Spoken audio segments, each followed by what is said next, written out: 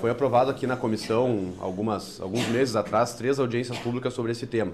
A primeira foi realizada em Passo Fundo, semana passada, a segunda vai ser realizada sexta-feira, agora em Santa Maria, e a próxima vai ser realizada em Caxias do Sul na semana que vem. Então, esse tema está dando muito o que falar, muitos empresários compareceram na audiência de Passo Fundo, e agora com o novo convênio, o convênio 67, mudou um pouco a sistemática e eu gostaria de expandir um pouco mais a discussão para outras cidades. Por isso que eu trouxe mais 3 requerimentos de audiência pública para ir em outras regiões debater sobre o tema. É isso, presidente. Esse é a justificativa para todos os requerimentos. Bom dia, terça-feira, hoje, dia 3 de setembro de 2019. Ontem, segunda-feira, encerrei o vlog da semana passada e aí a gente veio direto para cá de carazinho, já emendei uma semana na outra. Começando o dia mais importante da semana aqui, terça-feira, que a gente tem comissão de manhã. Foram aprovadas 3 audiências públicas que eu pedi hoje na Comissão de Assuntos Municipais sobre ICMS-ST. E hoje de tarde tem um plenário que vai ter um monte de projetos, um monte de coisa. Vai ser um dia bem corrido, bem puxado, como toda terça-feira é. Acompanhe aí. Eu venho a essa tribuna hoje, presidente, para dar os parabéns a nós, parlamentares gaúchos, que resolveram mais uma vez este ano extinguir mais um privilégio que nós tínhamos e que nós, enquanto representantes do povo, estamos dando exemplo. Enquanto isso, o Poder Judiciário, o Ministério Público e a Procuradoria-Geral do Estado estão focados em aumentar os próprios privilégios. Saiu uma reportagem na Gaúcha ZH dizendo que já foram pagos os honorários do mês de julho dos procuradores do Estado no valor de R$ 635 mil neste primeiro mês. Ora, os procuradores do Estado recebem um salário de R$ 39 mil mensais. O procurador do Estado ganha mais do que o governador do Estado. Eu quero entender onde é que a gente vai chegar. Qual que é o resultado? Onde é que o Rio Grande do Sul vai chegar desse jeito? A gente vai esgoelar o poder legislativo, esgoelar o poder executivo e deixar o judiciário à solta? Fazendo o que bem entender? Eu gostaria que todos os órgãos e poderes do Estado estivessem engajados que nem a Assembleia está. Igual todos nós aqui que vamos dormir hoje com a consciência tranquila. Todos nós aqui. Todos nós aqui que votarmos a favor de extinguir a aposentadoria estamos demonstrando para o povo gaúcho. Nós, deputados que fomos eleitos, estamos preocupadíssimos com as contas do Estado. Enquanto tem algumas instituições aí, alguns órgãos que não estão preocupados e a gente deveria mudar isso. Presidente, obrigado pela oportunidade e todos os deputados vamos fazer história no nosso Estado no dia de hoje e demonstrar que nós sim estamos preocupados com a população gaúcha e com as contas do Rio Grande do Sul que tem que voltar para o trilho. Muito obrigado. Quarta-feira de manhã, passei a manhã inteira aqui na Comissão de Economia debatendo a venda das ações do Banrisul sem entrega de controle. Ou seja, o governo está disposto a vender um pedação do banco sem privatizar ele. Isso vai fazer com que a venda das ações aconteça por um preço muito mais baixo do que poderia acontecer se fizesse uma efetiva privatização do banco, e é por isso que a gente é contra esse tipo de operação. Se vai vender, que venda pelo valor que ela vale, não pelo valor muito abaixo, só para fazer caixa e poder pagar receitas correntes, que isso vai ser uma dilapidação de patrimônio, vai ser colocar dinheiro fora só para poder pagar funcionalismo. Nesse momento não é a melhor opção para o nosso Estado. Se essa ação for negociada, ela será negociada com desconto. Eu afirmo isso aqui. E o que vai acontecer? Os investidores vão comprar essa ação barato, vão comprar com desconto, abaixo de R$20, eu arriscaria dizer, e vão vender mais à frente com lucro, vão vender com um preço mais alto. A venda de ações é um dano irreparável para todos os gaúchos. Mas se o governo for autorizado pela Justiça, se o parlamento não for capaz de impedir o governo de fazer isso, eu vou fazer o mesmo que todos fazem. Eu vou comprar essa ação barato e vou vendê-la na frente. E vou tornar público o resultado. E vou mandar uma carta de agradecimento para o governador por proporcionar a poucas pessoas a obtenção de um lucro fácil em cima daquilo que é patrimônio dos gaúchos. O Estado está se fiando, ao vender as ações, na possibilidade de usar esse recurso como garantia para o regime de recuperação fiscal. Mas não é o que a lei do regime de recuperação fiscal fala. Se o Estado não aderir ao regime de recuperação fiscal, cai a liminar, volta a pagar a dívida. E a CS, a RM e a Sulgás foram vendidas e sabe-se lá para onde foi o dinheiro, que se fez com o dinheiro. O Estado vai conseguir aderir ao regime de recuperação fiscal com as ações do Banrisul? O Estado vai vender antes de saber se a União vai aceitar ou não as ações do Banrisul? Talvez essas sejam umas questões mais importantes, porque a dilapidação de valor está clara, está claríssima a dilapidação de valor. Mas e o regime de recuperação fiscal? O Estado vai aderir ou não, colocando as ações em garantia? Nós tivemos a segunda audiência pública sobre ICMS-ST na cidade de Santa Maria, uma experiência muito boa, com uma presença muito grande, principalmente de contadores que estavam mostrando a dificuldade deles em fazer os cálculos e de entidades representativas, CDL, CACISM, Sindicato dos Contadores, farmácias, estavam todos lá representados, e a Sulpetro também. Os nossos gestores públicos não enxergam o óbvio e acham que, com o aumento de carga tributária, vão aumentar a arrecadação e, consequentemente, vão sanar o problema do Estado. E não se dão conta que, aumentando a carga tributária, eles diminuem a capacidade produtiva do Estado e, consequentemente, aprofundam a crise. Agora, de vento que sopra lá e sopra cá, como é dito, tem nos trazido muito problema e eu acredito que temos que ter uma solução. Os pequenos vão quebrar. Talvez os grandes tenham essa oportunidade de se restituir, de pagar a diferença, mas e os pequenos? Vão contratar mais um contador, mais pessoas dentro da empresa, sendo que já estão todos eles com muita dificuldade de sobreviver e em todos os segmentos. Do setor de varejo, o varejo tem vários setores dentro do varejo. É o setor. Como vai ser calculado isso? Vai ser por setor do calçado, setor de confecção, setor de peças, setor de decoração? O governo acaba utilizando a máxima, né, de que o vento deveria soprar de maneira equânime para os dois lados, mas, na verdade, nós estamos criando uma situação de asfixia para o comércio gaúcho. E, bom, é estranho que no governo federal nós estejamos, hoje em dia, propondo, né, e agora foi aprovada a questão da MP da Liberdade Econômica. No Rio Grande do Sul, pelo menos, a MP da Liberdade Econômica não vai ter efeito prático nenhum, porque nós vamos engessar a situação das micro, pequenas empresas, e todo aquele custo federal da operação vai ser absorvido pelo custo estadual. Eu tenho que valorizar aqui o sofrimento de todos os empresários, de todos os contadores também, que sofrem diariamente para saber pagar certo, porque às vezes nem o contador tem certeza absoluta se aquilo está correto, e ele vai atrás e busca, e vai buscar, e vai entender, e vai estudar, e o contador estuda muito e ele passa por dificuldades muito grandes para entender essa loucura tributária que é o Brasil, e os empresários também têm que trabalhar diariamente para conseguir manter a sua empresa de pé e seus funcionários contratados, porque o que um empresário menos quer é demitir pessoas, é fazer com que alguém que depende daquela atividade não tenha mais ela para sobreviver. É uma dor muito grande para o empresário demitir uma pessoa, mas se o Estado tem uma sanha arrecadatória muito grande que lhe obrigue a demitir, ele não vai ter outra solução que não demitir. É muito bom que todos nós tenhamos essa vontade de ir atrás dos deputados e mostrar para eles por que isso é importante. Porque, como diz um amigo meu, que eu peguei essa frase e achei ela muito legal, deputado e feijão só amolece na pressão. Então, só funciona pressionando e incomodando. Enfim, era isso. Obrigado pela presença de todos e dou por encerrada esta audiência pública. Muito obrigado. Terça-feira, dia de sessão deliberativa. Hoje tem diversos projetos para ser votados, muitos deles. Alguns eu vou votar contra, porque eu considero burocratizantes e vão travar muito mais o Estado. A gente já está numa situação que a gente quer desburocratizar e esses projetos continuam vindo. Desde o início do ano, nós estamos debatendo aqui nessa casa a resolução interna da Procuradoria-Geral do Estado que distribui honorários de sucumbência para quando os advogados do Estado são vencedores de uma ação.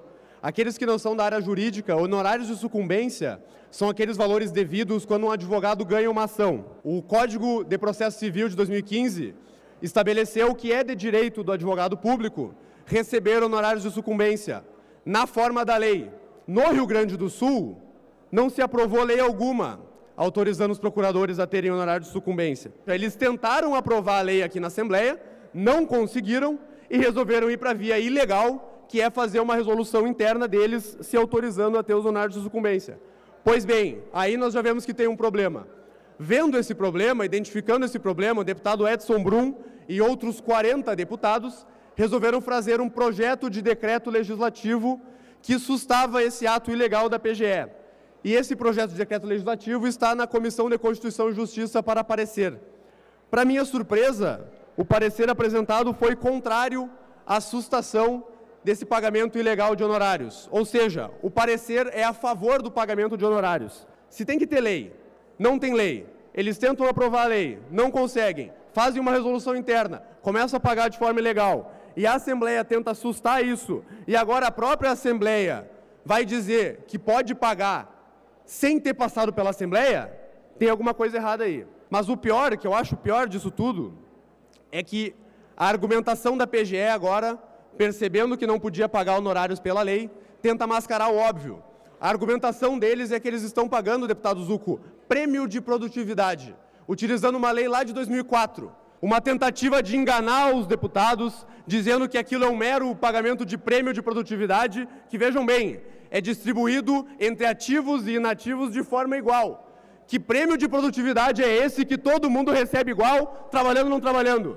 Que produtividade vai ser incentivada para mim, se eu recebo trabalhando ou não trabalhando, se eu faço ou não faço, ganho o processo ou não ganho o processo, vou ganhar produtividade igual. Nós, enquanto deputados estaduais, temos que usufruir do nosso poder de sustar esse ato ilegal, porque nós somos aqui os representantes do povo. E o Estado, numa situação fiscal terrível como está agora, não tem que se dar o luxo de pagar honorário para procurador, apesar do fato deles estarem passando por cima de nós. Então, deputados, espero que nós possamos derrubar essa atitude na CCJ. Muito obrigado. Quinta-feira de manhã, hoje eu tenho comissão de finanças para votar o plano plurianual, planejamento de 4 anos que o governo traz, para depois trazer a lei orçamentária anual. Essas peças de orçamento público são assim, elas são burocráticas, travadas e, enfim, hoje vai ser votado ali na comissão de finanças. Estou vendo pela TV ali que chegou o relator lá já, o Matheus Vesp, logo mais eu estou descendo para lá porque sempre tem um atraso de 15 minutos. Além disso, ontem o governo do estado anunciou uma medida que eu considero errada, eu não gosto, não acho correto, que é o orçamentas. De novo. Além disso, ontem o governo do estado anunciou uma medida que eu não considero muito correta, eu não gosto muito desse instituto, ainda mais da forma com que o governo fez, que são as emendas parlamentares. E o governo anunciou que vai dar R$1 milhão para cada deputado emendar o orçamento e destinar R$1 milhão para onde ele quiser, sem ser da mesma forma que em Brasília ou aqui na Câmara de Vereadores de Porto Alegre, que são emendas impositivas, no caso de Brasília. Então, querendo ou não querendo, o governo tem que executar aquilo. Aqui no estado, o governador, apesar da grave crise fiscal que a gente está passando, anunciou que vai dar R$1 milhão em emendas sem ser impositiva. Então, se ele quiser executar, ele executa, se ele não quiser executar, ele não executa. Isso pode causar um certo jogo de interesses até entre os deputados e o governo. Tá? Então, não gostei muito desse anúncio. O Novo já disse que não vai utilizar essas emendas e a gente vai seguir a vida aí tentando acabar com a crise do Estado. Isso não vai ser feito aumentando a quantidade de dinheiro que os deputados podem destinar para obras, etc. Não é assim, é fazendo ajuste, é fazendo reforma do Estado, é fazendo corte de gastos e tentar retomar os investimentos no Estado. 2h05 da tarde, saindo de Porto Alegre, indo até Caxias. Fazer mais uma audiência pública do ICMS, substituição tributária. Acho que vai estar bem cheio lá. O CDL de Caxias é o 5º maior CDL de Caxias, eles estão bem mobilizados lá. Então acho que vai ser bem legal. Encontrar o José, que já está lá. E é isso aí.